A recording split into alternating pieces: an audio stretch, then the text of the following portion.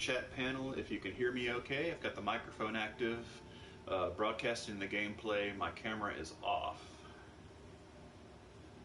We get started in a few minutes once more people arrive.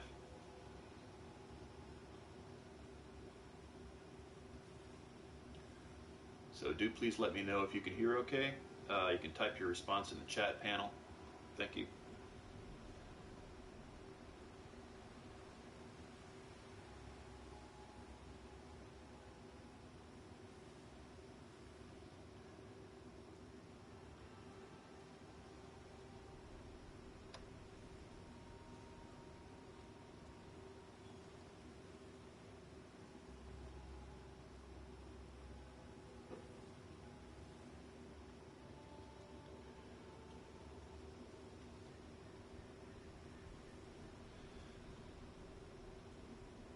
So for those of you who've joined us, if you're on the Discord, I'm away from that computer, so if you're typing anything in the Discord chat, I'm not going to be able to see that during the duration. But you can either message me on Twitter at @ADReinhard, or you can log into twitch.tv/NMS Archaeology, and you can leave questions in the chat panel there.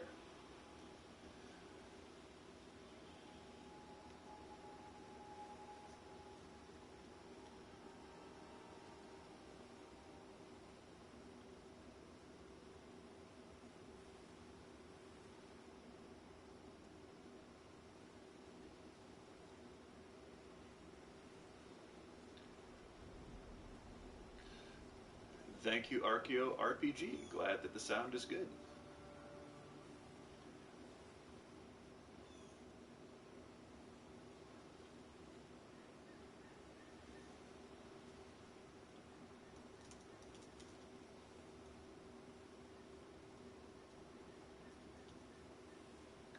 We'll get started in just a moment.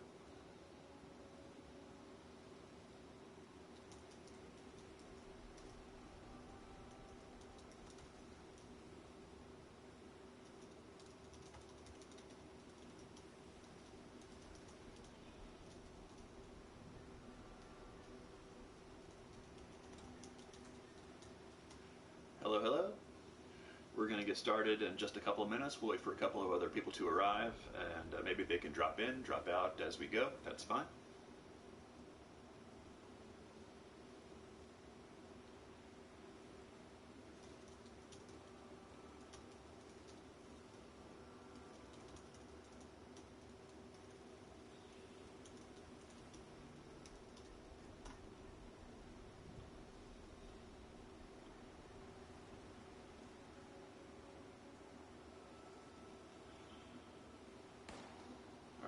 We'll wait just a moment. Oh, there's gunshots. Good. I'm going to bail out of the map here for a second. You never want to get ambushed in these games. I'm currently level 61 in Fallout 76. One of the hazards of being a games archaeologist is the fact that whenever you're in a game and you're doing archaeology or trying to do archaeology in a game, is that you're usually beset upon by bandits or monsters, thieves, baddies of all kinds. So I do my best, do my absolute best to make sure I've leveled up appropriately and have good gear, good weapons, good armor, so that if I am doing archaeology in a place like Cranberry Bog, for example, in Fallout 76, that I just, well, you know, I don't want to get killed before I can get any good data. I know you all feel the same. So why don't we go ahead and get started. My name is Andrew Reinhard. I just earned my PhD at the University of York in the UK on digital archaeology, specifically digital games. I'm really interested in learning about how people inhabit digital spaces. You know, because we're spending real money, we're spending actual human time building things for ourselves and going in and you know, having fun, but also building stuff for ourselves in these worlds. We're spending actual money on things like skins, and so, you know, it's basically our home away from home. I really see digital games and, you know, software generally as basically being built heritage of the 21st century, late 20th, early 20th century, where these places are being constructed for us by other people. We move in, and all of a sudden we've got this space of our own that we spend a lot of time in. I'll spend more time playing No Man's Sky than I do, pretty much anything except like work. And so, coming in and playing a game like Fallout 76, again, this great open world that I can make my own, and not only a place that I can make my own, but a place that other people can too as well. So I wanted to do Fallout 76 because I think people are tired of hearing me talk about No Man's Sky for a while. And for those of you who haven't played the Fallout series, it's basically a game set in post-apocalyptic America. Whether it's Vegas or it's in the Boston area. In this case, in Fallout 76, you're playing in the state of West Virginia. Here in the U.S. And it's a beautiful place. If you haven't been in real life, you really should go. It's just mountains and streams and all kinds of awesome. Thank you, RPG. As also before I forget, you can always type a question in the chat panel here on the Twitch, or you can send me a DM, or just send me a tweet at AD Reinhard on Twitter, and I can respond to those questions as we go. So basically, what I wanted to do in Fallout 76, because it is the first example of the game series that really is multiplayer, I wanted to take a look at how human players are actually interacting with the game and then logging in. And gosh, you guys are dropping like flies. We started with 8, we're down to 4. Awesome. So in any case, thank you for staying. So let's take a look around. In Fallout 76, you have what you have in other multiplayer games, which are called shards, which are basically servers that are dedicated to a certain number of players. And so whenever you log into Fallout 76, hello. Whenever you log into Fallout 76, you're sharing that space with 30 other players. So 30 other human beings are running around in the same environment that you are. And when you log out and when you log back in, you're in a different instance of that same world. And there are probably 30 other different players, that are there and walking around and having fun too, and building environments and alike. So what I'm going to do is I'm going to open the map up. Once I've opened the map, you're going to be able to see places that are being built, within the landscape. And anytime you see a V in green on the map, that's a player camp. Players, when they start leveling up, one of their biggest missions is to build a camp for themselves. And what a camp allows you to do is, repair your armor, repair your weapons, make beverages, cook food, but also you get the chance to, really make a place for yourself in the world. And so for people like me, and I'll show you my camp in a minute, it's very utilitarian. I don't care about having a living room or putting posters up or anything like that, but a lot of players do, and so I'm really curious to see what's going on here. So, there might be hundreds of thousands of people who have bought Fallout 76 and play this, on PS4, or they play this on PC, but you're only seeing 30 people at a time and sharing that space with them. So, tell you what, let's go take a look at one. There's a camp right here, and actually it's being inhabited right now by Hawaiian 475, so that's a player, and that's his camp. So it looks like he's got ammunition that you can buy junk, you can buy some plans to make stuff, and you can purchase armor from these camps. And so this is a way for players to make money for themselves while they're exploring in the world. Money, and for those of you who haven't played Fallout, is in the form of bottle caps. Go figure. All right, so let's go ahead and I'm going to set a waypoint, and then we're going to go and take a look at that camp. So it'll be just a minute while we go through the world. So, as you're going through Fallout, you're going to see places that have been made by the developers, Bethesda. And so, most of the places that you see are ones that have come up on the drawing board, and, this is All right, we're 90 meters from the particular camp. And so you can see it start to resolve here. I'm going to stop out here for a moment. So, you can notice that there's stuff in the landscape that's starting to appear. Now, this is not going to appear in other instances of the game. This is actually going to just be in this particular shard or this particular instance. So,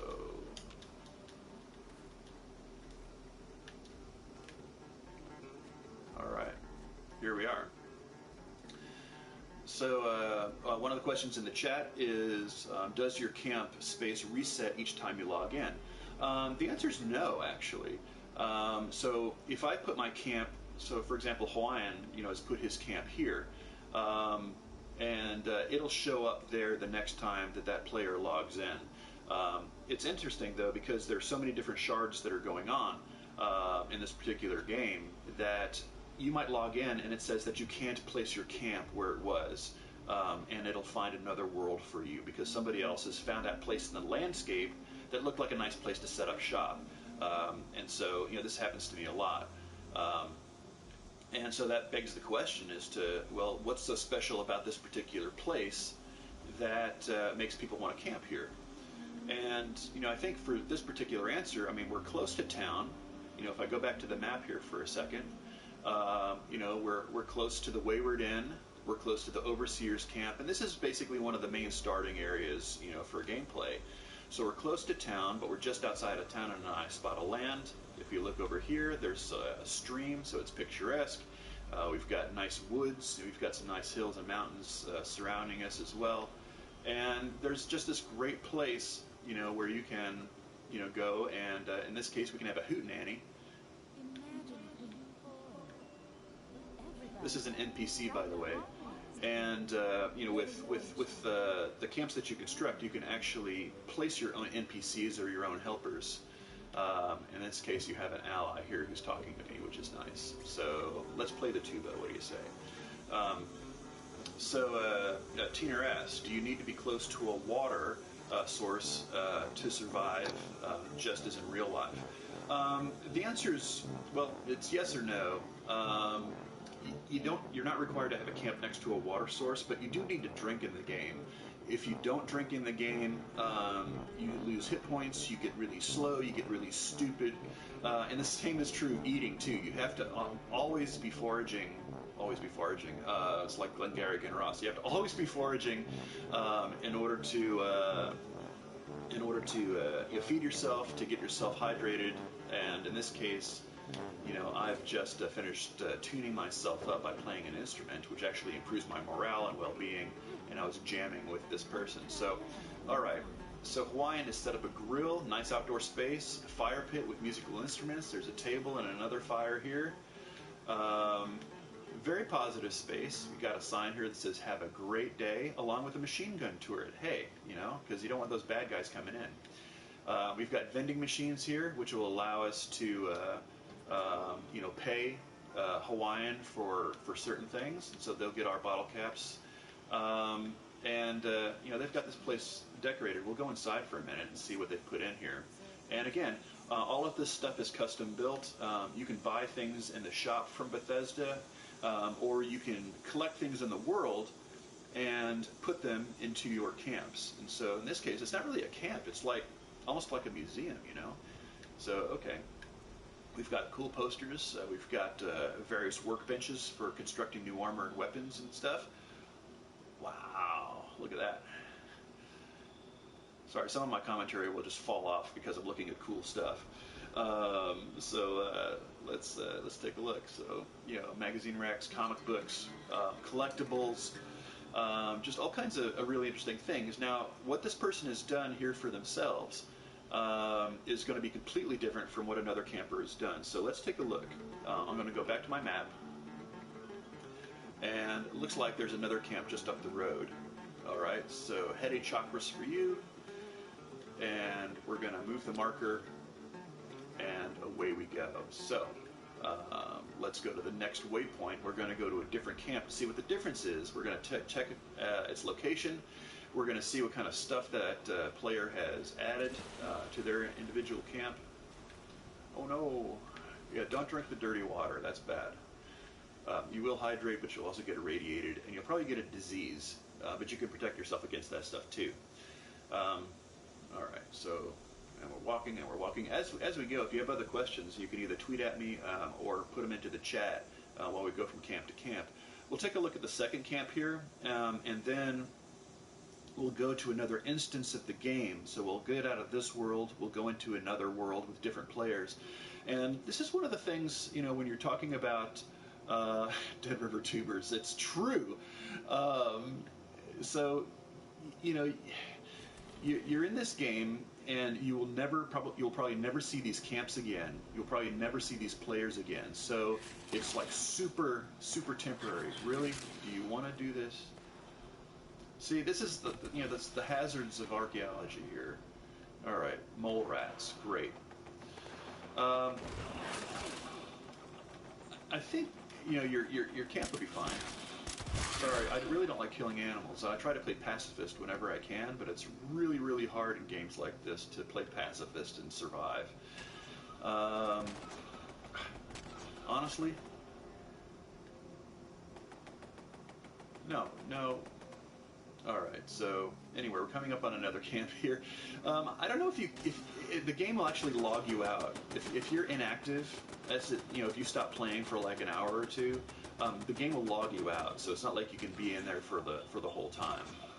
All right. So this place is under siege, but there's automatic stuff in there that's basically taking care of its own protection. Plus, there's another player here, and this player actually owns the camp.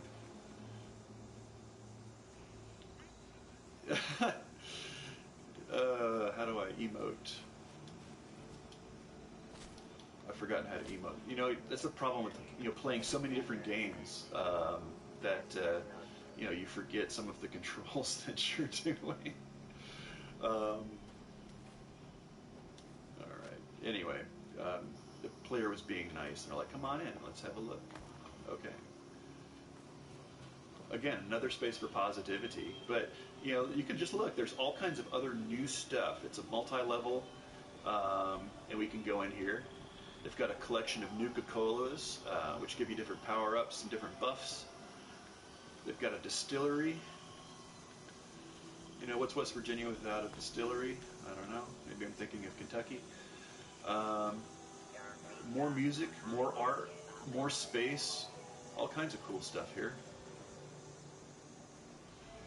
I'm not going to pick the lock because that would be disrespectful, but let's go down and see what's in the observatory down in here, what's in the greenhouse. All right.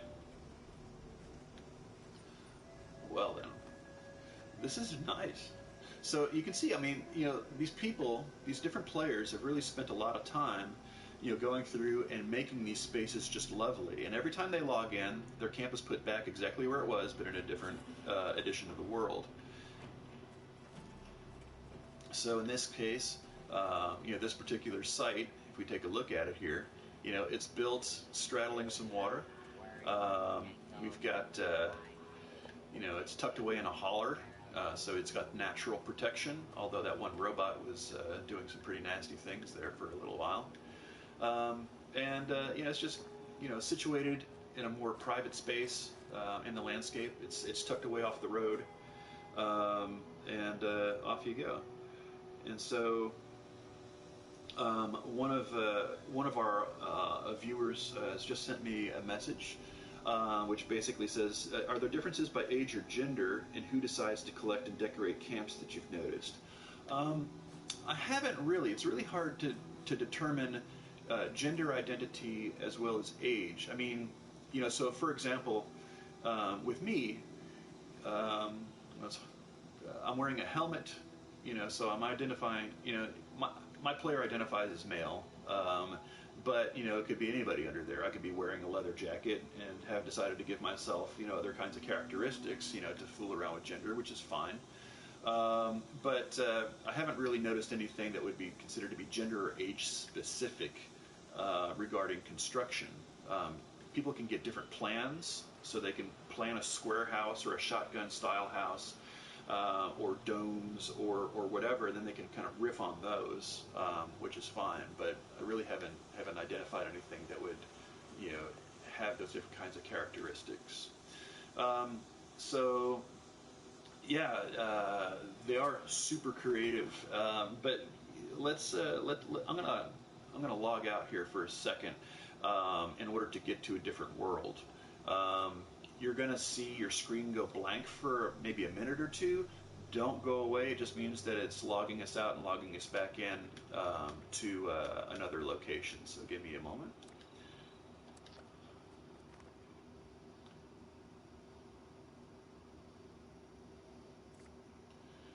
Alright, so we're going to hit play. We're going to go to adventure. It's going to put us into a different world. So you can see there that the notification that the world has been found. Now this world is pretty much identical to every other world that you get in Fallout 76. The only difference is it's different players and different camps that are set up. Now the reason why I was calling this presentation Mobile Homes in the Multiverse is the fact that, you know, it's a multiverse in the fact that you've got, you know, just several layers of the same world stacked on top of each other. And as far as the mobile homes go, you know, people can pick up and leave. You know, they can pack their camps up. If they want to move a location, they can. They can say, I don't want my camp here.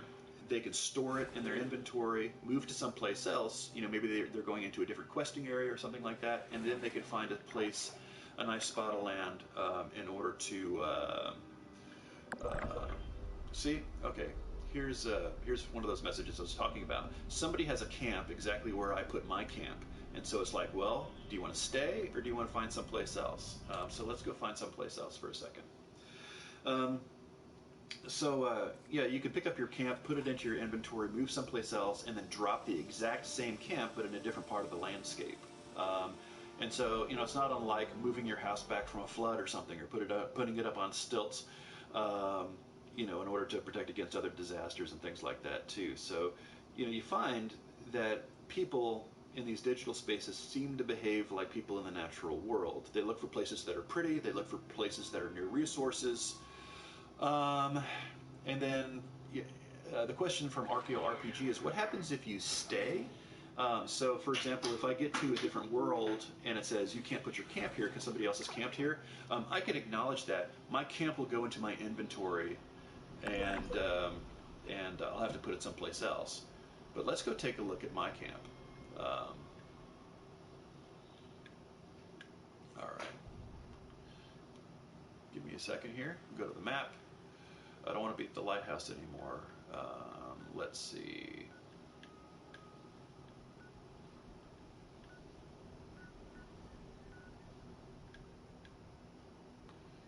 There's my camp. Somebody's camped next to me. Well, that's nice. So I'm going to fast travel there so I can show you what I've built for myself, and then we'll go say hi to the neighbor. I currently have my world chat turned off, just because I didn't figure that the rest of the people in my particular shard or server wanted to hear me give this discussion. But hey, you know, maybe they do. I don't know. So we'll go and wave at them in a moment.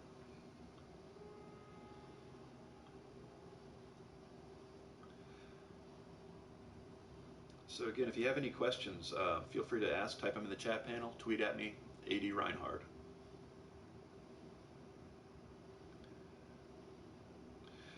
And then for those of you who are doing additional con stuff for Archeo Gaming Con, first of all, thanks to the organizers. The hashtag is hashtag ARGACON20. You can also follow along at hashtag Archeo Gaming. ArchaeoRPG asks, is this an audio world chat? You can set the level of audio, so you can set it for the entire world. You can set it for your immediate environment. You can set it to just your party. You know, if you're campaigning together, or you can turn it off and just listen to the ambient world sounds. All right, so let's go to my camp. Look at this place. Now compare my camp with the camp of the other players that we've seen. I don't have anything. It's a literal camp. I've got a cooking pot. I've got, set around a circle, all of these utilitarian things. I've got a stash, you know, where I keep my extra inventory.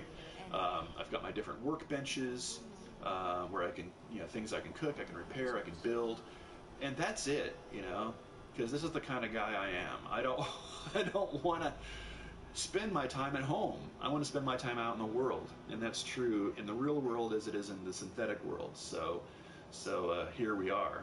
Now, there is another camp nearby. Let's see if it's still around. Yeah. Okay. So this one's set by the railroad tracks.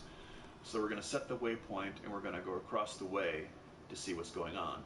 Now, there have been instances where I visited a camp, and while I'm in the camp using something, it'll actually disappear under my feet, and I'll fall to the earth. I've had that happen before. I've also been able to go to my camp, and when I go to my camp, somebody's using it. You know, somebody's using the workbenches that I've put up in the world, which is great. Archaeological asks, you know, can you destroy other people's camps? The answer is yes. It's an act of aggression, and you get a bounty put on your head, and the more bad things you do, the higher your bounty gets. And so you will get hunted by players if you behave badly in the game. So if you're that kind of person, if you just want to grief people, that's possible. But I don't want to grief this place because if you look in the distance, it's got a protecting robot. It's got 2 machine gun turrets at least, and so players can set up their defenses in order to protect against griefing. Oh yeah, you can mooch. Archaeological asks if you can mooch. So I can go in, I can buy things. If they happen to have agriculture, I can pick their potato plants, for example. I can use their resources because as a player, I can make my camps be services, or have services for other players in here. So lots of vending machines. There's a stash. You gotta love places that have stashes, so that you can actually access your own inventory from other places within the world. Look at all these bobbleheads. This person has a super collection of bobbleheads. Bobbleheads give you extra buffs, they're super awesome. And the fact that they have the collection of this many, that's special. This person has put a lot of work in. Hey, Beckett. Beckett's an NPC, so you can have different allies in the game. You can do quests in order to become friends, and so they're just kind of hanging around until it's off to go on an adventure. So it looks like all the utilities are down here in entertainment. We can go upstairs. So we've got like a music library, sitting room, and then up to the roof. And we've got an actual player. All right. So that player is working on their power suit. They've got a power armor suit right there, which is really nice. But then, yeah, here we are on the roof, and we can take a look around. So, they've got great proximity to a nearby town. They're here on the road. They're here on the monorail line, and they've really positioned themselves nicely, for this particular questing area. And so again, it's just got great natural surroundings, good natural defenses, and it's a nice plot of land that was relatively flat, so they could build on it. Yeah, how are you not doing material culture study here? Archaeological asks, and you totally can. I mean, you're in here, and you're looking at human occupation of a digital space. So how are people making the world their own? What are people doing with the resources that they find? How are they trading? What's the economy like? There's just all kinds of cool things that you can do in games like Fallout 76 and other games that are multiplayer that are in these open worlds. So you've got that going on. And my friend Richard wants to see me die, and I'm not going to oblige unless I go into a really tough area. So let's see if there's another camp around that we can take a look at. Well, there's one nearby up here, so we can go for a quick walk and take a look at that one as well. All right, so we'll go this way. Ow.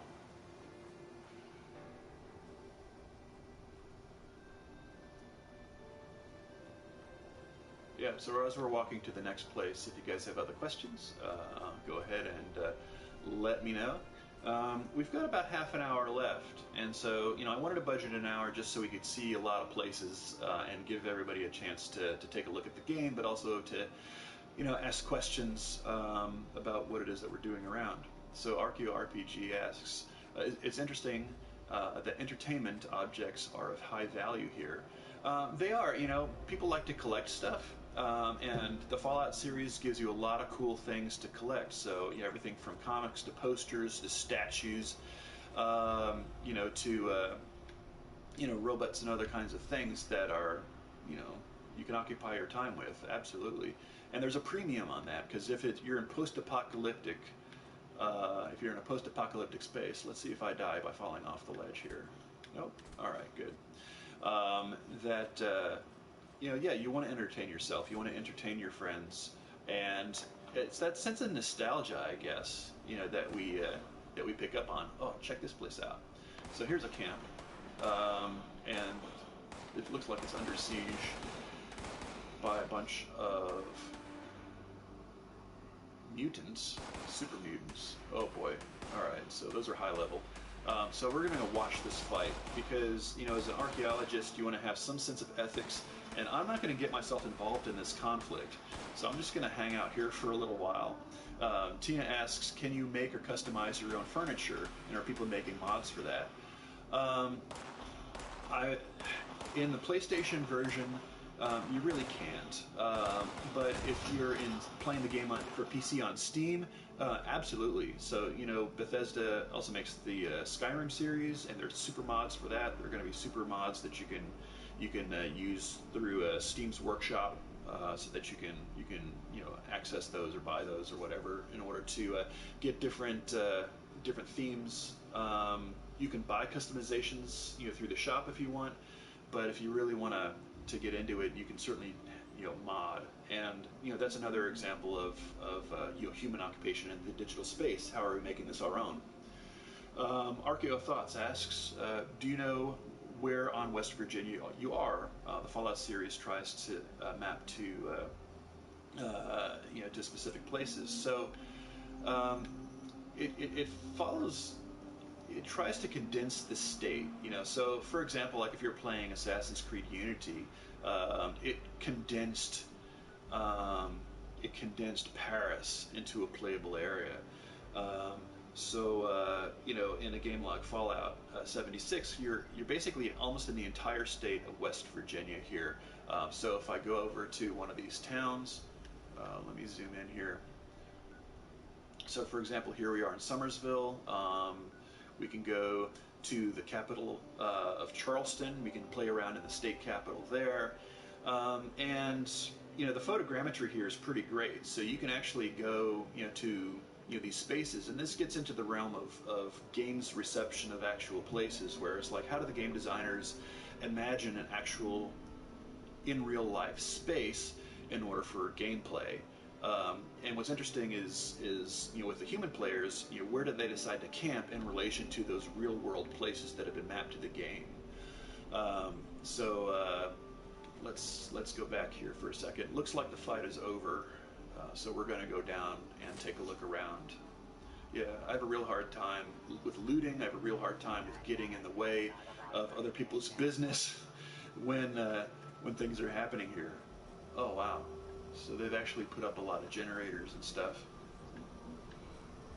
Yes. Tomb Raider, Tomb Raider, Tomb Raider. Thank you for spamming the chat with Tomb Raider. I like that game. I've played them all, and I feel really guilty when I do. It's really fun, but it also, I'm so ashamed of my behavior. All right. So here we are. This is kind of a different take, So we've been in other spaces that are really homey looking, and then we get into a space like this, which is more industrial instead of having upstairs living area. It's almost like a megaron, from ancient Greek architecture. But we can actually go down here, and we've got a living space, but we've also got a ton of workshops. So this is almost like tricked out like a man cave or something. So again, things are along the periphery, things that are utilities. And then we've got these different collector's items and collecting cases as well. Yes, it's called Tomb Raider for a reason. Oh, man. All right, Tina actually asked about water sources, and you can see in the lower right corner that I'm thirsty. So what I need to do is actually activate my Pip-Boy, and I need to go in there and feed myself some water here. So go into aid. Should I drink some blood? No. Let's see, I'm still hungry too, so I'll have some mac and cheese. And well, so you can see my inventory here. Do I want some Brahmin milk? Yeah, have some of that. Maybe some canned dog food. And then I'll get some purified water and just round that off. All right, there we go. So yeah, welcome everybody. I know we've got some later arrivals, which is awesome. Glad to have you here. We're currently in somebody's house in Fallout 76, and there he is. Oh, dog food is great. If you ever saw the original Road Warrior, Mad Max is eating the dog food before he feeds it to the dog. It's that good. And in this game, the game has a sense of humor, and so yeah, dog food is excellent nutrition. All right, so we've taken a look here. We've got the man cave going on, and we've got different generators down here for all kinds of other science projects that he's got happening too. So let's see where else we can go. All right, no more camps in the immediate area, but you can see this is pretty well populated. I mean, it's a weekend. For most people, it's still Saturday morning. And so, yeah, what better way to do than to pop over into West Virginia, set up your camp, and spend some time questing. Let's see. This looks interesting. I haven't been up here before. This person's really picked an out-of-the-way place, and so you can see it's ringed by mountains. It's got access from what looks like a footpath, and it's directly north of a farm. So why don't we set a marker here, and we'll fast travel to the farm. And here we go. All right, fast travel. Yes. All right, we're going to take a look at this isolated place. I mean, the question here is, why is this camp so far out of the way? Why did the player choose that location? Because it's not in a good questing area. So maybe it's just really pretty, or this person wants a lot of privacy. So we'll take a peek. As we're fast traveling, if you guys have questions, you can always tweet me at @Reinhard on Twitter, or you can put a message here in the Twitch chat. And thanks again for coming. Yeah, so, a lot of games, you'll play these games and they've got architecture built right in. They've got lore and history built right in. That's all well and good, and this game is no exception to that. Oh, I do not want to be here when this starts. So let's just run. No. Yeah, these community events, it's better to have lots of players helping you, because otherwise you'll get toasted. So yeah, I'm just gonna step around this and leave the group quest area. Sorry. I know that's making Richard sad. He's like, I want to see you get killed. I'm like, no, Richard, you can't. All right, so we're heading north. We're going to go see that camp, assuming it's still there. Hopefully it will be.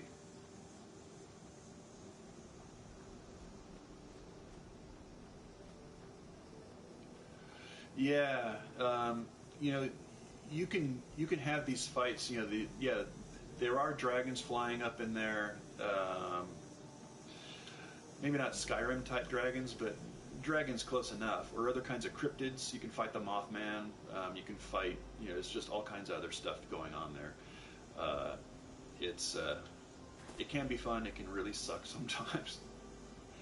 But what I was saying earlier is that you're going through these architectural spaces where everything's been aged, everything is radioactive and broken. But they're recognizable spaces. If I was playing Fallout 4, it looks like Boston. It's bombed out Boston. But here, you have an integration of actual human players building around, these other architectural spaces. Yes, I did say I can fight the Mothman. There are cryptids in the game, Mothman being one of them. There's a Mothman Museum, actually in West Virginia, and the Mothman is indigenous to the lore of West Virginia. So yeah, that's part of the game for sure. My daughter was really upset with me that I did fight the Mothman, because the Mothman to her is holy, And actually, that's true of this cult in the game that is all about the Mothman. So you can fight the Mothman cult. Yeah, and the game's fun. It got a bad rap when it came out, just like No Man's Sky got a bad rap when it came out. You know, it came out, it was broken, it was glitchy, it didn't deliver. People got frustrated with it. But with the latest updates, the game, I haven't really had it crash on me. I haven't seen any real bugs, and I know Bethesda's famous for bugs. Bugs and glitches, to me, are also archaeological artifacts when looking at digital things. But it's been kind of disappointing because I really haven't found any. Unlike playing Skyrim, or playing Elder Scrolls, and it's like all over the place. This is kind of a hike up here, man. It is a shopping cart. Oh, there's some radiation. All right, we're almost there. Let's check the map. You kidding me, Smalls? Really? No, I want to go to this farm. Jiminy Christmas. It put me in the other farm. Sorry. What about glitches? All right. Let's see. Yeah, so the game is fun. I've put a couple hundred hours into this. It seems like all the big games that I really enjoy. Assassin's Creed Odyssey, I did a couple hundred hours there. I've put in a few hundred in No Man's Sky, a couple hundred in this. They're these kind of infinite games almost. There's always something to do. There's always a place to explore. There's always something new. And it's a lot of fun. And especially when it's inhabited by other people, there's a whole new dimension, especially for the archaeologist, where it's like, man, you can just do ethnographies and all of this stuff, with the consent of the people being observed. Oh, cool. So, yeah, ArchaeoThought says that Fallout 76 is currently on the Xbox Game Pass, console, and PC. I actually got this copy for the PlayStation 4 on sale through the PlayStation Store for $40, which included the new update, which really gave a lot more dimension to the gameplay. Well, we're coming up on the camp now. So, again, back to the map for a second. We're coming right in here. So DB114, and it looks like it's got some vending. Yeah, let's take a look. What's going on here? They put up a badminton net. Interesting. Oh wow, check this out. Yeah, again, these places are places I've never seen before, and if I log out, I'm never going to see them again. So it's a good thing we're recording this to video because I can take stills from the video. If I was doing this officially, I'd spend a lot of time at each camp. I would photograph them in the round. I'd put this into photo mode and do like drone level photography, just to get like the footprint from the sky. I'd do an inventory of all of the different things that the player has decided to put in here. This is super elaborate. This is, wow. Mothman. See, check it out. Mothman sign. All right. So we go in here. All right. Bobbleheads, more collectibles. This is really interesting. It's like, what would you do if you were a gamer and you played all the time and you wanted to decorate your space? You had, no shortage of resources, no shortage of funds, no shortage of space. And so it's really cool to see what people make for themselves, if they have infinite resources. They work hard in the game to get cash, they work hard in the game to get these different things throughout the environment, and then they spend a lot of time just putting stuff together. And, wow. I'm sorry, I'm just kind of geeking out here. This is amazing, this place. I do and I don't. If I'm doing something official, I'll have the audio on. Right now we're on a tour, so I've got it all turned off. But if I'm in and actually doing real work in here, I'm currently working on a chapter for a book called Mobile Homes in the Multiverse, about Fallout 76 player occupation. So yeah, if there happens to be a player around and it's their spot, I'll chat with them a bit. And usually they're just kind of curious and they're like, whatever, dude. But some of them are kind of interested. It's like, oh, well, that's cool. And we found that to be the case with No Man's Sky also, is that people would be around and you could talk to them about the heritage of the place. What do they remember about No Man's Sky way back in the day? And so that was really cool. There's another player. All right, up we go. Um, if you make friends, the question is, can you communicate with other players after you've been there? Um, you can. You have to be friended, and then you can basically work through the friend element in order to communicate. Um, and it might be that you exchange information as well, but it's not like I can go to a different world and still talk to them. I'd have to break the party up. So let's go upstairs. So this person has built like 3 separate locations, all in the same spot. And so it's got a living area, a workshop area, a sales area. Boy, there's a lot of stuff in here. This took forever to put together. And loves the Mothman.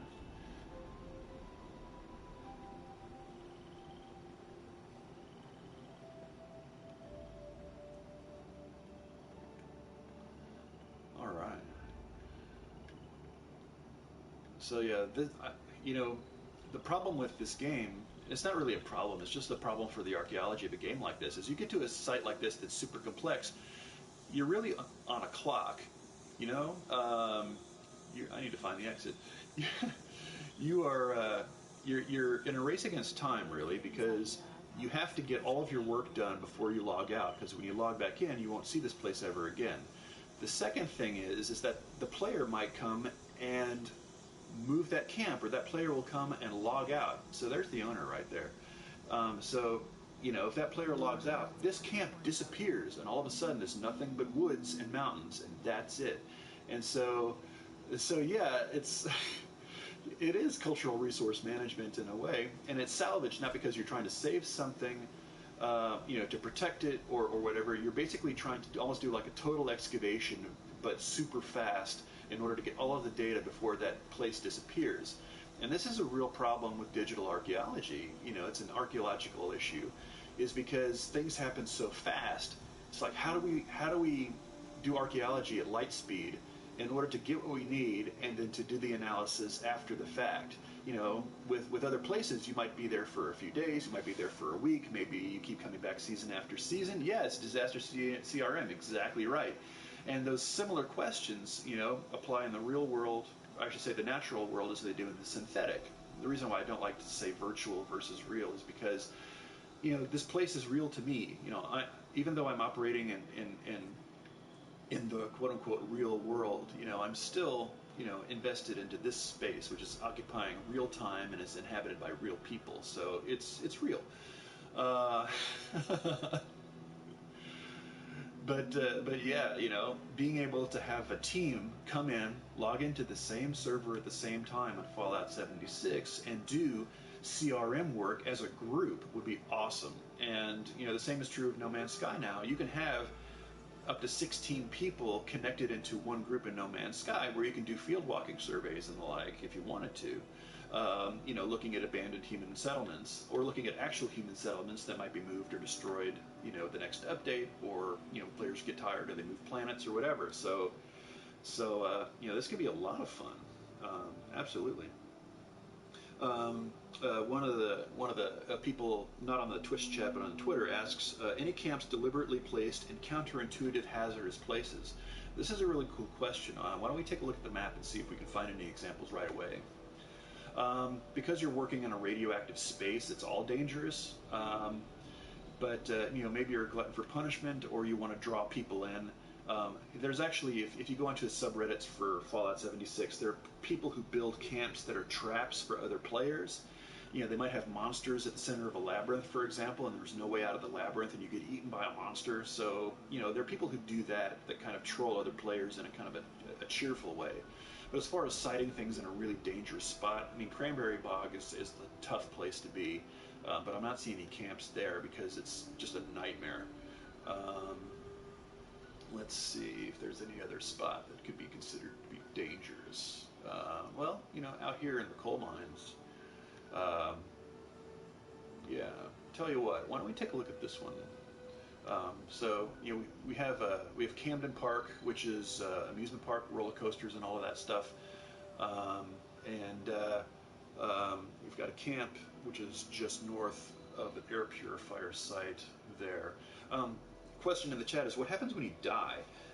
This is really cool too. The same thing happens when you die as if you drop inventory. So if you ever play World of Warcraft and you die, you leave your corpse behind, and your corpse still has your stuff. And if you log out, basically that stuff is lost forever. Now, in Fallout 76, it takes it to the next level where, so for example, if I drop inventory or if I die and I lose my inventory, that stuff goes into a paper bag, and that's on the ground. And if other players come across that paper bag, they can loot it. And so, you know, there are certain degrees of loot within Fallout 76. So, you know, my legendary weapons and armor and stuff, that's safe on my person.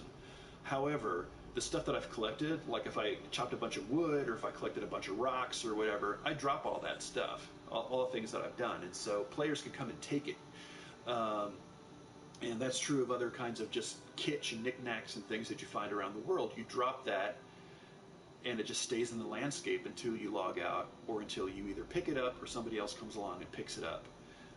So, you know, that's pretty cool also from an archaeological perspective. What happens to things on your person when bad things happen to you? And then you respawn. You can choose where you want to respawn. You go to retrieve your corpse, you retrieve your loot or whatever's left of it, and then you go about your business. So we're going to take a look at this place, at this camp that might be in a hazardous spot. I know we're getting a little short on time.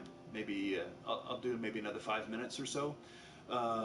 So if you have other questions, great. If not, you can always message me or send me a tweet at @Reinhard, or send me a message on the Twitch channel, twitch.tv/NMSarchaeology. And I will do my best to answer you when I can. So we're coming into Danger Camp here. Hold on a second. All right, there it is. All right. So we're in coal mining area right now. And it's interesting, you know, the take on Appalachia. I've played some games where it's like super stereotyped, super racist, you know, games where, you know, people who live in West Virginia, live in Appalachia, are, you know, treated as something less than human. And Fallout 76, they've really been careful at how they portrayed the people who lived here in real life. You know, so you know, I found that to be, you know, just a really nice surprise, that you're working with, you know, an interpretation of human beings as opposed to, you know, rednecks or hicks or whatever. It's nice to see. All right, so here we are. It's another camp, outdoor vending area. Set up a cooking spot next to a barn. They've got some power generators here to give them self-electric, and they've got that dipping into the water here, so we've got some not hydroponics, but basically hydroelectric. All right, let's go in, see what's going on.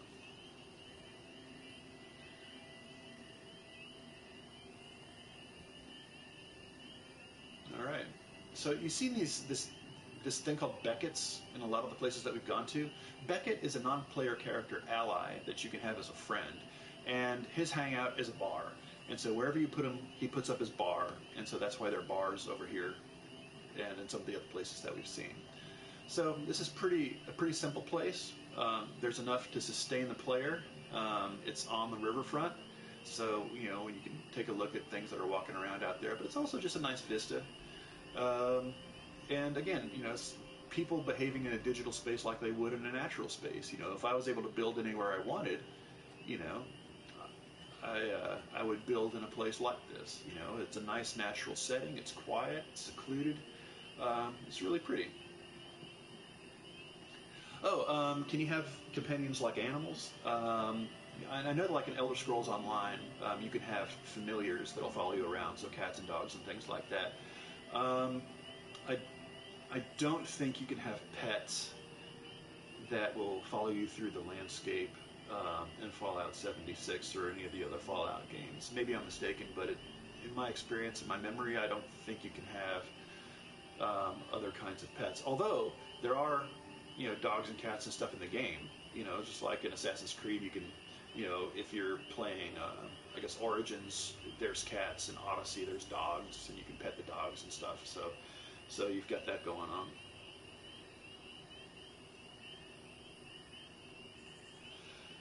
Richard, I'm not going to read that comment. All right, we've got a couple more minutes. Any other questions about digital material culture, human settlements, and digital spaces? Other kinds of games that exhibit this behavior. Any other questions at all? I know. I want the cat to follow me home too. I have 4 cats, so I don't need another one. But that's just me in real life.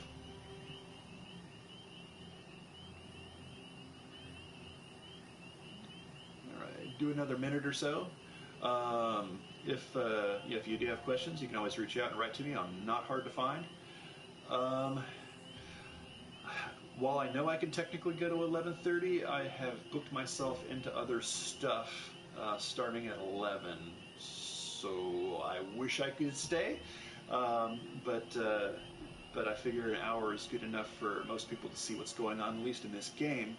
I plan on publishing on this in the next few months, so that people can actually kind of have more of a deep dive and have some literature and some citations and stuff in there too. But it's nice to get into a game that you don't have, or if you've played this before, it's good to revisit it and just to take a look at it with an archaeological eye. I'm not so interested in games that just have like pre-built history in them, but I'm super interested in games that have people building things in the spaces alongside other stuff and other players. This is, to me, this is really cool, and this is it's my flavor of archaeo gaming. This is what I enjoy the most. All right, one more minute. Anything else?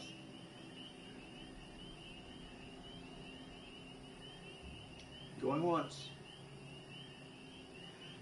Going twice. All right. Well, I want to thank you all very much for your attention. This has been a lot of fun. It's nice to get back into the game myself and poke around and see what's new. And the longer these games are around, the more people inhabit them, the more people build in them, and the longer those people play, the more complex their builds become. In theory, as we've seen. So some of these players have been in here probably for hundreds or possibly thousands of hours, and it shows. They've got the resources and the materials to build themselves something really, really nice.